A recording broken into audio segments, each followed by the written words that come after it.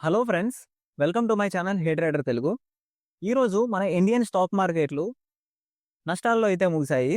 ఈరోజు నిఫ్టీ అయితే very important support level అయిన 25,000 అయితే టచ్ చేయండి.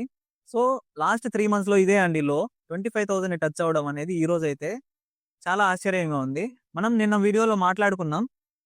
నిన్నైతే మార్కెట్స్ అయితే 25,400 దగ్గర అయితే క్లోజింగ్ అయితే అయ్యాయి. క్లోజ్ అయిన తర్వాత ఈరోజు అయితే నియర్లీ 25,000 బ్రేక్ చేసుకొని మార్కెట్స్ అయితే అగైన్ రికవర్ అవ్వడం అయితే మనం చూస్తున్నాం. సో మన మార్కెట్స్ ఎందుకు పడుతున్నాయి అండ్ గోల్డ్ అండ్ సిల్వర్ పరంగా మనం ఇన్వెస్ట్ చేయొచ్చా లేదా ఫ్యూచర్‌లో and FIs and DIs selling గురించి మాట్లాడుకుంటూ గ్లోబల్ ఫ్యాక్టర్స్ అనేవి మన మార్కెట్‌ని ఎలా ఎఫెక్ట్ చేయనున్నాయి మాట్లాడుకుంటూ అయితే మనం ఈ వీడియోని ఎండ్ చేద్దాం. అండ్ వెరీ ఇంపార్టెంట్‌గా నిఫ్టీ, బ్యాంక్ నిఫ్టీ, సెన్సెక్స్ యొక్క key important resistance and support levels మాట్లాడుకుంటూ అయితే ఈ వీడియో ఎండ్ చేద్దాం. So let's get started to the video. ఈ రోజు మన మార్కెట్ ఇంతగా 25,000 కూడా బ్రేక్ అవ్వడానికి కారణాలు అయితే ఫస్ట్ వన్ అయితే ఇండియా యూఎస్ ట్రేడ్ డీల్ అయితే చాలా రోజుల నుంచి వాయిదా పడుతూనే ఉంది. అండ్ యూఎస్ సుప్రీం కోర్ట్ అనేది మన మన పైన విధించిన టారిఫ్స్, ఇండియా పైన విధించిన టారిఫ్స్ అనేవి దానిపైన ఏ డెసిషన్ లేకపోవడం వల్ల కొంచెం గ్లోబల్ గా పొలిటికల్ టెన్షన్స్ వల్ల కూడా మన మార్కెట్స్ అనేవి ఫాల్ అయితే అవుతున్నాయి పొలిటికల్ టెన్షన్స్ వల్ల. అండ్ గోల్డ్ అండ్ సిల్వర్ అనేవి ఎప్పుడైతే అగ్రెసివ్ గా పెరుగుతాయో సో అది ఏం ఏం సూచిస్తుందంటే గ్లోబల్‌గా ఏదైనా వార్స్ గానీ, ఏదైనా ఇన్‌ఫ్లేషన్ గానీ, రెసిషన్స్ ఇలాంటివి ముందుగానే ప్రెడిక్ట్ చేస్తాయండి గోల్డ్ అండ్ సిల్వర్ అనేవి ఖచ్చితంగా. సో, అందుకే మన మార్కెట్స్‌లో గూడా ఫాల్ అయితే వచ్చింది. అండ్ ఈరోజు ఒక మంచి రికవరీ అయితే రావడం, కొన్ని కంపెనీస్ అయితే వారి యొక్క రిజల్ట్స్ అనేది పబ్లిష్ చేయడం వల్ల గూడా మన మార్కెట్స్ అనేది రికవర్ అయ్యాయి. అండ్ మనకు తెలుసు గతంలో ట్రంప్ అనే అతను 8 యూరోపియన్ కంట్రీస్ పైన అయితే టారిఫ్స్ అనేవి 10% విధిస్తానంటూ స్టేట్మెంట్ ఇచ్చాడు గదా! అదంతా గ్రీన్‌లాండ్ కోసం అయితే చేశారు. ఈ 10-20% గ్రీన్‌లాండ్‌ని స్వాధీనం చేసుకోవాలనైతే 10-25% టారిఫ్స్ అనేవి విధించడం జరిగింది. సో, ఆ యూరోపియన్ కంట్రీస్ 10-25% టారిఫ్స్ పే చేసినప్పుడు వారి యొక్క జీడీపీ గాని, ఇన్‌ఫ్లేషన్ గాని ఇవన్నీ పెరుగుతాయి కాబట్టి గ్లోబల్ ఫియర్స్ అనేవి స్టార్ట్ అయ్యాయి. ఎక్స్‌పోర్ట్స్, ఇంపోర్ట్స్ ఇవన్నీ ఎఫెక్ట్ అవుతాయి కాబట్టి ఆ గ్రీన్‌లాండ్ గాని యూఎస్ స్వాధీనంలోకి వస్తే మాత్రం అది ఎట్లా ఉపయోగించుకుంటుందంటే ఒక వార్ వాతావరణం అయితే మనకు ఖచ్చితంగా కనిపిస్తుందండి ఫ్యూచర్‌లో. సో, గ్రీన్‌లాండ్ అనేది ఎట్టి పరిస్థితుల్లో యూఎస్‌కి అనేది రాకూడదనే కోరుకుంటున్నాను నేనైతే. ఈరోజు ఎఫ్ఐఐఎస్ అండ్ డిఐఎస్ సెల్లింగ్ విషయానికొస్తే ఈరోజు ఎఫ్ఐఐఎస్ నియర్లీ 1700 క్రోర్స్ అయితే నియర్లీ సెల్లింగ్ అయితే చేశారు. డిఐఎస్ 4,500 క్రోర్స్ అయితే ఇన్వెస్ట్ చేశారు. మన మార్కెట్స్ ఇంతగా స్టేబుల్‌గా ఉండడానికి మన జనవరి డేటా అండి. ఇది పూర్తి జనవరి డేటా ఈ మంత్‌ది. సో, ప్రతిరోజు మన డొమెస్టిక్ ఇన్వెస్టర్స్ అయితే మన మార్కెట్‌లోకి మంచి ఇన్‌ఫ్లో అయితే మార్కెట్‌లోకి ఉంది. బట్ మనం చూస్తే ఎఫ్ఐఐస్ అనేవాళ్ళు పూర్తిగా ఎగ్జిట్ అయిపోతూ ఉన్నారు మన మార్కెట్స్‌లో. నియర్లీ 40,000 క్రోర్స్ అయితే సెల్ చేశారు. జనవరి నుంచి ఇప్పటి వరకు. జనవరి 1వ తారీఖు నుంచి ఇప్పటి వరకు 40,000 క్రోర్స్ అయితే మన మార్కెట్ నుంచి ఎగ్జిట్ అయ్యారు క్యాష్‌గా కన్వర్ట్ చేసుకొని. అండ్ డిఐఎస్ అయితే మంచిగా అయితే ఇన్వెస్ట్‌మెంట్స్ అయితే పెడుతున్నారు. ఇది best time for the investments అనుకోవచ్చు. ఎవరైనా స్టాక్స్‌లో ఇన్వెస్ట్ చేస్తుంటే కొంచెం జాగ్రత్తగా ఉండాలి. ఎందుకంటే హ్యూజ్ కరెక్షన్స్‌కి ఛాన్సెస్ అయితే ఉంటాయి. ఆల్రెడీ మనం మాట్లాడుకున్నాం నిన్న వీడియోలో ఈ 25,000 లెవెల్‌ని వరకు కూడా తీసుకొస్తారనేసి. తీసుకొచ్చారు. అండ్ ఇప్పుడైతే మనం కొంచెం కాషియస్‌గా ఇన్వెస్ట్ చేయాల్సింది. రేపైతే స్టాక్స్ పరంగా అయితే. రేపు గాని మార్కెట్ గ్యాప్ అప్ అయినా కొంచెం వోలటైల్‌గా అయితే ఉంటాయి మార్కెట్స్. ఎందుకంటే విక్స్ ఫ్యాక్టర్ కూడా నియర్లీ 14 అబోవ్ అయితే ఉంది ఇప్పుడైతే ప్రెజెంట్ అయితే. సో, వోలటిలిటీ అనేది ఎప్పుడైతే పెరుగుతుందో మన మార్కెట్‌లో టెన్షన్స్ కూడా పెరుగుతాయి కాబట్టి, మన మార్కెట్స్ ఏదైతే అయితే దాన్ని బట్టి రియాక్ట్ అవుతాయి కాబట్టి, హ్యూజ్ వోలటైల్ మూవ్‌మెంట్స్ కూడా ఉంటాయి మన మార్కెట్స్‌లో. సో, కొంచెం జాగ్రత్తగా ఆప్షన్స్ ట్రేడింగ్ చేసేవాళ్ళు కొంచెం జాగ్రత్తగా స్టాప్ లాసెస్ పెట్టుకొని ట్రేడ్ అయితే చేసుకోండి. అదైతే కొంచెం and Nifty and bank Nifty విషయానికొస్తే నిఫ్టీ, బ్యాంక్ నిఫ్టీ, సెన్సెక్స్ ఒక key important resistance and support levels అయితే ఇప్పుడు మాట్లాడుకుందాం మనం. సో, నిఫ్టీ విషయానికొస్తే నిఫ్టీ అయితే ఈరోజు గ్యాప్ డౌన్ ఓపెన్ అయింది. గ్యాప్ డౌన్ ఓపెన్ అయిన తర్వాత 15 మినిట్స్ క్యాండిల్ లోన్ అయితే బ్రేక్ చేసుకుంటే అయితే స్ట్రాంగ్‌గా అయితే నియర్లీ 300 పాయింట్స్ ఫాల్ అయితే వచ్చింది. 300 పాయింట్స్ ఫాల్ తర్వాత మనం చూడొచ్చు నియర్లీ అగైన్ 250 పాయింట్స్ అయితే రికవర్ అయింది. అండ్ 100 పాయింట్స్ ఫాల్ వచ్చింది. అండ్ ఫాల్ వచ్చిన తర్వాత అగైన్ కన్సాలిడేట్ అయితే మార్కెట్ అయితే క్లోజ్ అవ్వడం మనం చూస్తున్నాం. రేపటికి మనం మైండ్‌లో పెట్టుకోవాల్సిన పాయింట్స్ ఏంటంటే, ఎప్పుడైతే మన మార్కెట్ నిఫ్టీ అయితే 25,250ని బ్రేక్ చేసుకుంటూ 15 మినిట్స్ క్యాండిల్ అనేది స్ట్రాంగ్‌గా క్లోజ్ చేసుకుంటూ పైకెళ్తుందో, మనమైతే మార్కెట్‌లో ఒక పెద్ద మూవ్ అయితే ఎక్స్‌పెక్ట్ చేయొచ్చు 25,500 వరకు. అదే కనుక మన నిఫ్టీ అనేది రేపు గ్యాప్ డౌన్ అయ్యి, ఈ లెవెల్ దగ్గర 25,000 దగ్గర అయితే ఖచ్చితంగా సపోర్ట్ తీసుకోవడానికి ట్రై చేస్తుందండి. ఒకవేళ ఈ లెవెల్ దగ్గర గాని సపోర్ట్ తీసుకోలేకపోతే మాత్రం నిఫ్టీ ఫర్దర్‌గా 24,500 వరకు వచ్చినా ఆశ్చర్యపోనక్కర్లేదు. వెరీ ఇంపార్టెంట్ సపోర్ట్ లెవెల్ అండి ఈ 25,000 అనేది. ఒకప్పట్లో మనకు తెలుసు నవంబర్ అండ్ డిసెంబర్‌లో నిఫ్టీ అనేది 26,000 ±300 మధ్యలో 25,700, 25,000 26,300 మధ్యలో ట్రేడ్ అయ్యేది. 25,700, 26,300 మధ్యలో ట్రేడ్ అయ్యేది. ప్రెజెంట్ అయితే మార్కెట్ అయితే వెరీ బేరిష్‌గా అయితే మారిందండి. గత 1 వీక్‌గా అయితే కొంచెం బేరిష్‌గా అయితే ఉంది. సో, మనమైతే కొంచెం జాగ్రత్తగా అయితే ఇన్వెస్ట్‌మెంట్స్ అయితే చేసుకోవాలి. సో, రేపటికి ఇంపార్టెంట్ రెసిస్టెన్స్ లెవెల్ అయితే ఫస్ట్ రెసిస్టెన్స్ లెవెల్ ఈ 25,250. ఫస్ట్ సపోర్ట్ లెవెల్ అయితే 25,000 అని అయితే మనం చెప్పుకోవచ్చు.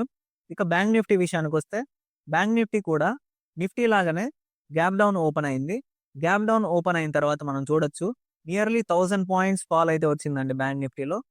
1000 పాయింట్స్ ఫాల్ తర్వాత నియర్లీ 500 పాయింట్స్ అయితే రికవర్ అవ్వడం అయితే జరిగింది.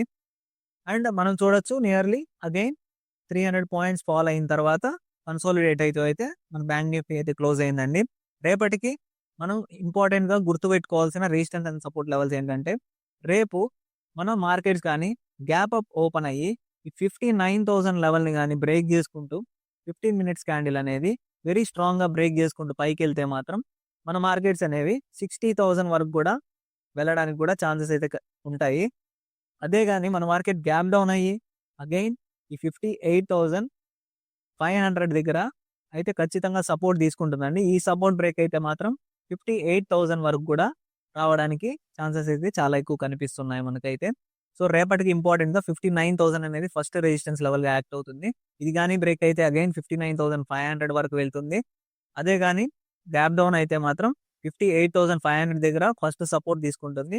సపోర్ట్ తీసుకొని అగైన్ ఇది బ్రేక్ అయితే మాత్రం అగైన్ సపోర్ట్ లెవెల్ 2 వరకు ఈ 58,000 వరకు కూడా రావడానికి ఛాన్సెస్ అయితే బ్యాంక్ నిఫ్టీలో కనిపిస్తున్నాయి.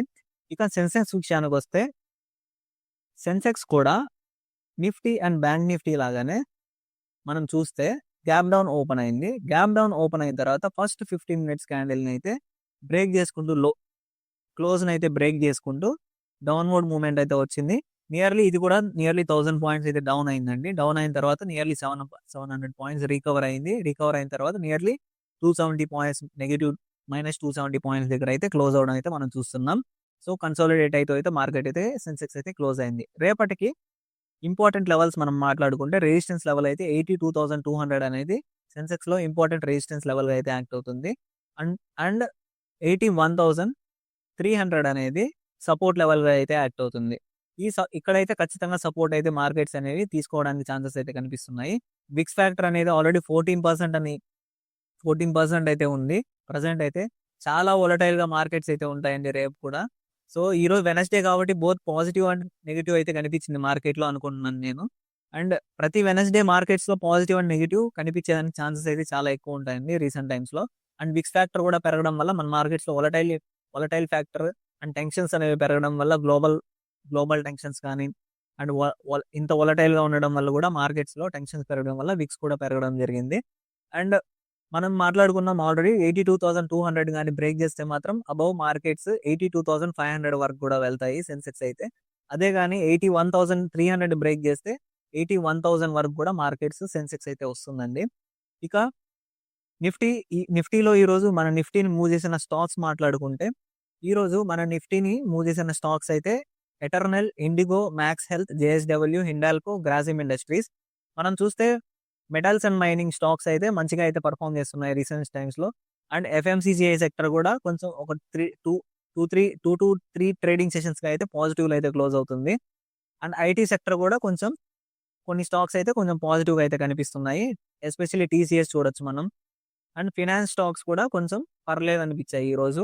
అండ్ మన మార్కెట్‌ని నెగెటివ్‌గా తీసుకెళ్ళింది అయితే ఈ రిజల్ట్స్ అండి. HDFC bank results, Axis bank, Tata consumer, ICICI bank, Trent, L and T అనేవి మన మార్కెట్స్‌ని కొంచెం నెగెటివ్‌గా బేరిష్‌గా అయితే మార్చాయి. సో, మన జియోపొలిటికల్ టెన్షన్స్ వల్ల అండ్ మన బడ్జెట్ అయితే ఫిబ్రవరి 1న ఉంది కదండీ. ఫిబ్రవరి 1న మన నిర్మలా సీతారామన్ గారు బడ్జెట్‌ని అయితే ప్రవేశపెడతారు. ఆ రోజు వచ్చిన పాయింట్స్ నుంచి మన మార్కెట్స్ అనేవి హ్యూజ్ మూవ్స్ అయితే ఉంటాయండి ఆ రోజు సండే కావడం ఒక ప్రత్యేకం అనుకోవచ్చు. ఆ రోజు కూడా మనం ట్రేడింగ్ చేసుకోవచ్చు. మామూలు 9-3:30 వరకు అయితే మనం ట్రేడింగ్ అయితే చేసుకోవచ్చు. ఆప్షన్స్ ట్రేడింగ్ కూడా చేయొచ్చు. మేబీ వీళ్ళు ఇచ్చే మంచి పాయింట్స్ ఏమన్నా స్టాక్ మార్కెట్కి సంబంధించినవి ఇస్తే మాత్రం మార్కెట్స్ అయితే అగైన్ ఈ లెవెల్స్ని బ్రేక్ చేసుకుంటూ అగైన్ 26,000కి వెళ్ళినా ఆశ్చర్యపోనక్కర్లేదు ఆ రోజు మాత్రం. సో ప్రిపేర్డ్గా ఉండాలి మనం. అండ్ హెచ్పిసిఎల్ అయితే తన రిజల్ట్స్ని అయితే పబ్లిష్ చేసిందండి, క్వార్టర్లీ 3 రిజల్ట్స్ని. సో 58% క్వార్టర్లీ 3 రిజల్ట్స్ అయితే లాస్ట్ క్వార్టర్లీ 2 రిజల్ట్స్తో పోలిస్తే 58% అయితే ప్రాఫిట్స్ అయితే వచ్చాయండి. నియర్లీ 4,000 క్రోర్స్ పైన అయితే రెవెన్యూ అయితే రావడం జరిగింది. సో రేపేమన్నా ఈ హెచ్పిసిఎల్ స్టాక్లో మనం మూవ్మెంట్ చూడొచ్చు నేనైతే అని అనుకుంటున్నాను, కొంచెం పాజిటివ్గా. ఇక గ్లోబల్ మార్కెట్స్ విషయానికి వస్తే గ్లోబల్ మార్కెట్స్ అయితే కొంచెం మనం చూస్తే పాజిటివ్గా అయినా క్లోజ్ అవుతున్నాయండి.